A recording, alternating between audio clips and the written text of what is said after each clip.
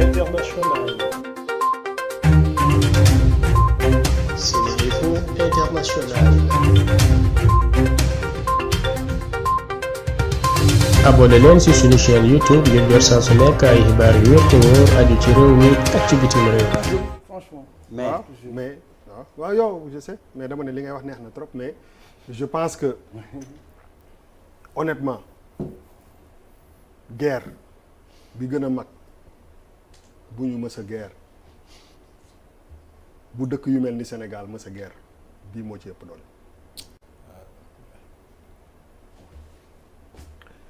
il faut ñu accepter ko accepter que ni guerre bi mooy guerre bi gën a rëy bu ñi nga xam ne am nañu ngëm-ngëmu bañ a accepter loolu mën a guerre ci seen dundin parce que tout simplement kii ñëw sax muy Obama muy Trudeau man gëm naa ni peut-être boo moytul Obama sax au fond jullit la au fond peut-être Barack Hussein Obama pour man dafa am loo xam ne du nit kiy jël avion bi dugg ci Air Force One bi wàcc impressionné gars yi moom moo koy revendiquer il a les mains liées li muy wax du li mu gëm parce que li tax mu falu condition yooyu def ci bokk et mënuñu arrêter géej ak ay loxo parce que géej la ñun ñi nga xam ne am nañu opportunité dëkk extérieur man ma dëkk New York City naa boo jógee San Francisco New York ngay wàcc man New York laa dëkkoon je sais que loolu moo luy normal léegi dama doon imaginer j'espère que kenn du sàcc sama film bi may wax que ni su ma doon réalisateur et ça je le disais il y a 10 ans damay def benn film boo xam ne hétérosexuels yi ñoom ñooy jéem a adapté wu ci monde gars yi ça veut dire que le truc à l'envers te boobu mat na 10 ans c'est très fort c'est très fort ba nga xam ne même quand tu prends la parole pour en parler tu cours un risque asumaak kii porté wala ñi porté ce combat il faut qu'on l'accepte te yii ay documents la c'est vrai que recherche bi am na ci dara mais yoon yi dafa bëri parce que frontières yi malheureusement di fi armée bi nekk rek yor seen i gobar ak jaasi ak seen i char de combat di ko garder wala douanier yi taxaw fa jamono bi mu àddina moo ubbeeku frontières yi ubbeeku et loolu il faut ñu accepter que risque bi nga xam ne moom la ñuy courir du li Papis wax du ay affaire du président moo koy signé ak dara même ci suñu façon d'être des fois da ngay am na nooy solo sax te yow tu ne te rends pas compte que tu participes à ça te yow xamoo ko. fu jamono toll man fu mu ne boo ma sololee yëre damay bëgg mu xaw a kii bii sax tey dama ne waajit benn taay non dëgg la tey dama lay jox benn exemple non dafa waxtaan bi dafa am solo tey dama yeewu suba ma génn yëre bi bu bees la ma ne mais bi ma ko solee ma ne mais masse daf ma def une taille en dessus. oui dafa xaw a. daf ma xaw a ample tuuti et je ne me rends même pas compte de ça. te loolu donc dafa bëri tey jii nii. ñun suñu wàll wéy na mën nañ ci génn ñun ñi suñu génération bi oui à 50 ans oui mais pour que ki juddu tey mën a survivre ba fii ak 20 ans dans une famille de 10 personnes pour ne pas avoir une kii c'est le challenge il faut nit affaire yi il faut ñu wax ko loolu mooy challenge bi waxuma dëkk ya de fii parce que boo juddoo bay xam ak xàmmee c'est déjà là frontière boo koy tëj doo tëj rek frontière physique du télé yi suñu télé yi ak ñuy jàmbar moo tax su ma génnee benn affaire bu ndaw ga ay génn dóor wéy waa TFM lii ak lii c'est pas la bataille fi ngeen di xaar du foofu mais j'aime bien regarder les films mais je ne peux plus regarder de films parce que damay rus parce que si ñun ñëpp si suñu dund mosuñu da ngay am sax kersa wax mosoo gis góor ak góor di def quoi que ce soit c'est devenu tellement banal. Netflix est là le rêve de tout un réalisateur africain c'est de faire un film pour Netflix pour dugg foofu et c'est aujourd'hui si tu devais faire un film buy marcher il faut à un moment du film que tendance boobu génn c'est une réalité Papis c'est pas le fait pour man affaire bi dootul ay affaire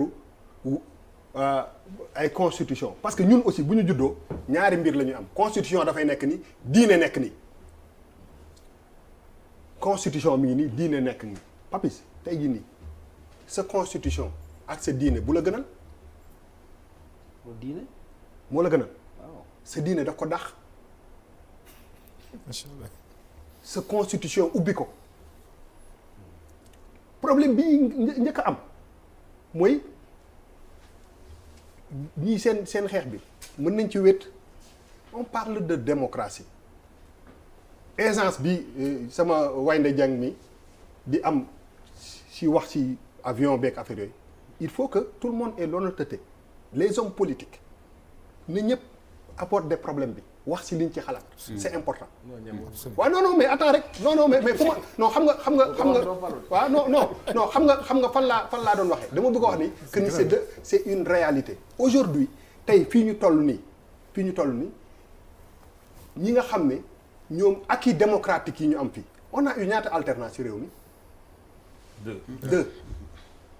ñaan pays ci sous-région bi ñoo xam ne ay alternance à part le Ghana, ñan ñoo joué rôle bi ëpp importance si alternance yi c'est la société civile ñooñu la gars yi njëkk a feere tey jii nii boo nekkee benn organisation société civile bu ci gën a bëri 90% je pèse mes mots mais munoo wax lu bëri ci mbir mi parce que bis boobu ngay perte. financement. Est-ce que notre société civile s'est reposée sur li ñu am ñun comme pour xeex suñu démocratie peut-être que erreur boobu dañ ko def bu yàgg parce que la société civile a besoin de moyens et malheureusement suñu état yi ak suñu régime yi màgguñu màgg boo xam ne dañu war a dooleel société civile pour que démocratie dund donc la société civile est obligée d'aller chercher de l'argent ci extérieur même si profilage bi des gens qui travaillent dans le moom laa ne tukki nañu liggéey nañoo ñu bëri même ci profilage bi il y a une façon d'être qui est devenue loo xam ne mooy li Yérim doon wax dafa laal économie dafa laal lépp damay gis lu bëri ma ne je regarde des footballeurs ndeysaan qui font notre fierté jouer et dans 1 an 2 ans ils seront obligés de jouer au foot avec le drapeau si seen maillot on te met un contrat de 10 milliards et tu convoques ta foi tu convoques c'est éthique mais tu convoques la survie de ta famille qu'est-ce que tu vas faire il y a une coupe du monde qui va se passer au Qatar qu'est-ce qui va se passer c'est une réalité il faut que ñu comprendre que ni on est en face de quelque chose boo xam ne quel que soit nu mu demee rëy na dis na damay wax tout le temps que ni lan la puissance yi nekk ci àddina bi di xeexee Amérique lan lay xeexee ak Iran ay lan sanction kese mais sanction yi la ñuy indi Iran tey bu ko Amérique mën a neutraliser day tëj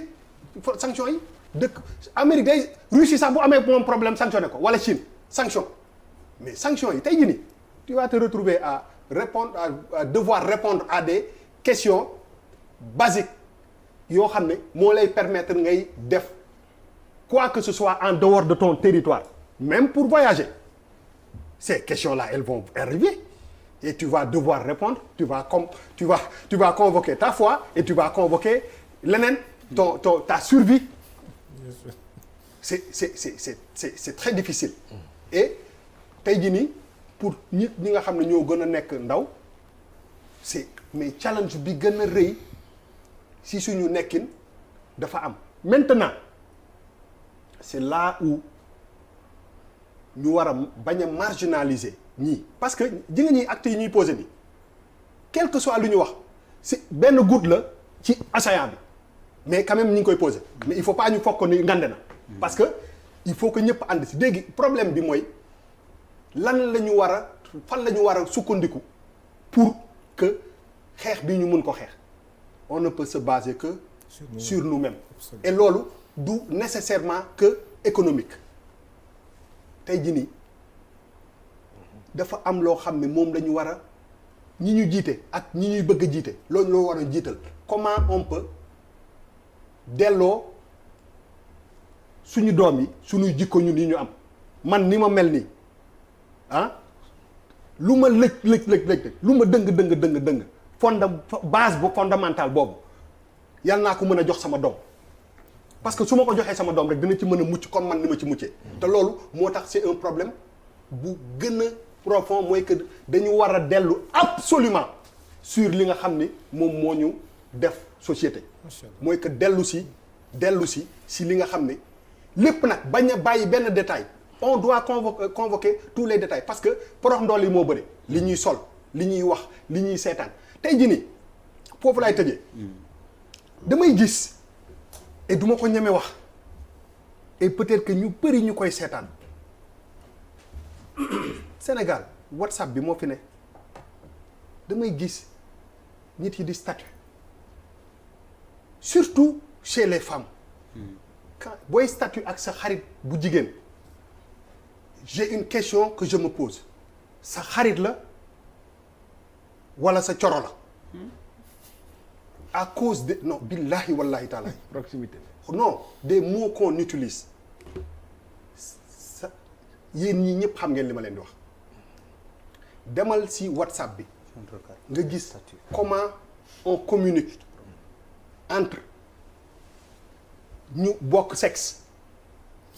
surtout chez ci jeunesse bi nañu leen di fësal suñu xaritoo ak worma et foofu dugg dem na ba pare je me demande je me dis mais ñi ay coro lañu ak far wala ay xarit lañu da ngay gis ñaari nit yu nekk mais di tegante ay ça tu te dis mais saa ñun dañu am dara loo xam ne gis nga lu ñu ubbeeku wax fa dëgg yàlla man maa ngi tudd Boubacar Ndour man am na loo xam ne nee ma da nga dof da nga ko ngeen baal ma ci wax kàddu gi nee ma dara mais am na ay base yoo xam ne soo ko dindee si man nekkatuma lu ma ubbi wër àddina nag bi yëpp toog mais am na loo xam ne c'est fondamental si ñun te loolu nekk si ñun la cinquantaine la billaahi nekkul ci suuf et challenge bi gën a rëy mooy que comment faire pour que ñi nga xam ne ñoo nekk xale ñu xeex sur cette pénétration qui est déjà là partout nag partout lépp ma nga fa donc je pense que ñun ñi ñëpp on doit lii moom bu dee pétrole am na gaz am na lépp am na ni mu nekkee priorité lii mooy priorité parce que demain bu ñu yeewoo dafay peut-être trop tard te doo ci mën dara parce que di nga toog bu bëgg a lekk te doo ko mën parce que da ngay xoj. Charles waaw d'ailleurs nañu yàlla askanu Sénégal ak bitim réew seen groupe d'information bi di Sen Info International ubbil na leen ay buntam ci www.seninfo.net ngir ngeen di mën di am bépp xeetu xibaar ca ba mu jotee ci ay anam yu wóor moo xam xibaaru politique la ci wàllu culture bi cosaan ak aada xibaaru tàggat yaram xibaaru diine ak lépp lu xew ci àdduna bi mën ngeen a abonné wu ci YouTube bu Sen Info International ngir xam li xew ci seen réew ak fépp ci àdduna bi seen groupe d'information Sen Info International ndimbalu askan wi moo ko tax a jóg